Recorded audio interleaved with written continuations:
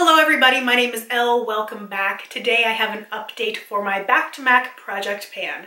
This is a collab with two of my favorite people on the face of the earth, Emily Concealer and Coffee, and Stephanie the Daisy Girly. I will have both of their channels linked down below, so please go and check out their channels and their updates as well. Okay, so I have 7 products to talk about. One thing I finished, so some progress here. The thing that I finished is the foundation, the Waterweight foundation in NW20. So I was mixing this with lighter foundations, namely the Fenty foundation.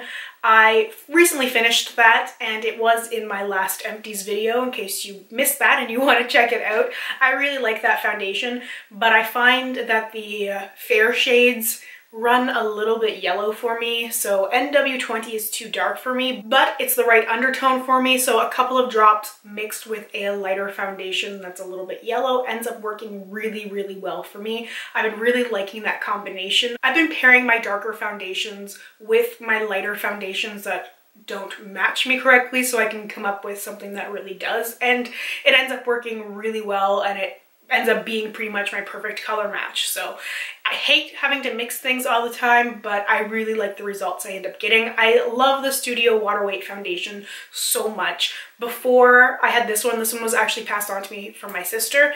I had NW13 in this foundation, which is my perfect shade match, and I will be repurchasing this foundation in that shade at some point. So the things I have remaining, I have a BB cream. This is the Beauty Balm SPF 35 Light Plus. This is too dark for me as well. I like to mix it with other things. It's very sheer being a BB cream, so I can be pretty generous with this if I want to be. And during the day, I can get away with a little bit of a darker foundation, and really, I don't think people are going to notice, or at least not care. The internet is a little bit of a different place sometimes.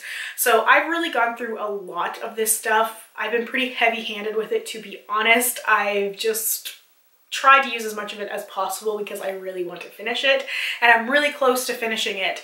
I thought it was going to take me a lot longer. I can't remember where I said I was at the last update, but I feel like I'm right above the text here in the packaging, right above Beauty Balm. So I feel like I will have this finished by my next update. Another product that I have been going to town with is the Prep and Prime Skin Base. I have been using this so much. I started using it pretty much every time when I film to get extra uses out of it because I thought, you know what, unless I have a really specific type of skin base in mind, this will pair with pretty much anything I want to use. It will work with sheerer foundations, it works with heavier foundations, you know, fuller coverage, lighter coverage, it doesn't matter. If I want something to be a little bit more luminous or a little bit more matte, this is a good primer. I just really like to have that base on my face. I like to have that little protective layer before I pile on all kinds of other products. It gives me peace of mind anyway, but it also seems to help my skin a little bit because whenever I apply a BB cream, a tinted moisturizer, a foundation, just to my bare skin, I always break out. I always do. So I like to have a primer, and this one's really good. I'm coming around to it again now that I've been using it more often because it really just works so well with everything. I have 2 brow sets. These are brow gels. My clear brow gel is really close to being done. Really close. I know it's getting to the end there because I'm not getting a lot of product anymore. I really like this brow gel.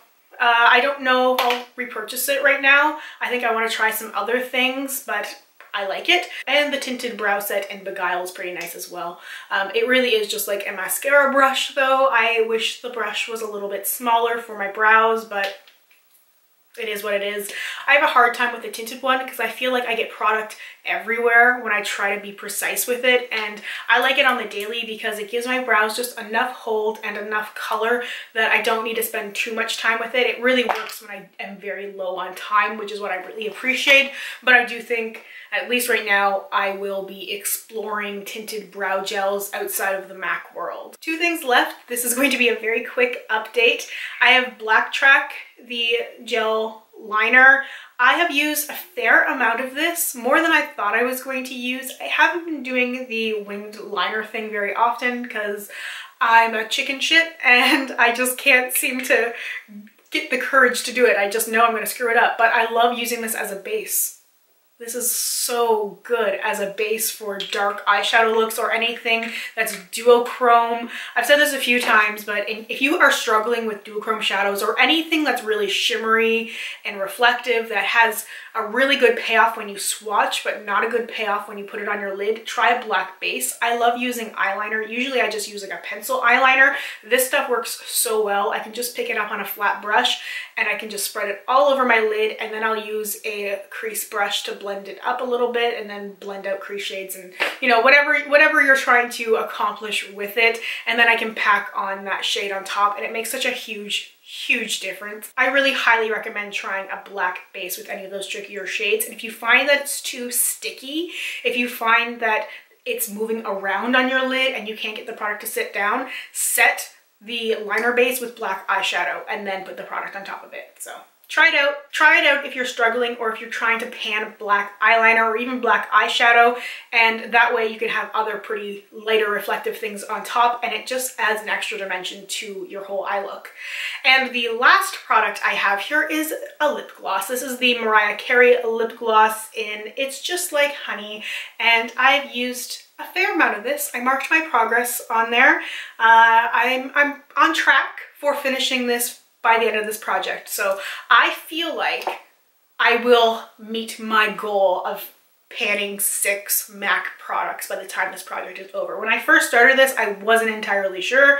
I was kind of like, I don't know. I threw in the extra product because I was way too ambitious with the black eyeliner, but I'm glad I'm using it a little bit more, and I'm really liking it anyway. But the brow sets, the primer, the BB cream, the lip gloss, I definitely think I can finish that by the time this project wraps up. So I'm feeling pretty good about that, and I'm very excited to back to MAC some stuff. I have enough stuff I finished previously to back to MAC for 1 lipstick already. This will be for lipstick number 2.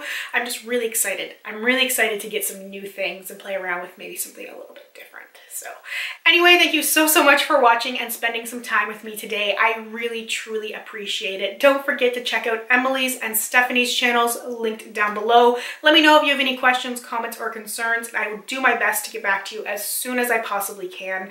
Make sure to keep your eyes peeled as well for more project pans I'm going to be bringing out really soon. I'm very excited. Anyway, that's all for me. I hope you have a good one, and I hope we get a chance to chat soon. Bye for now.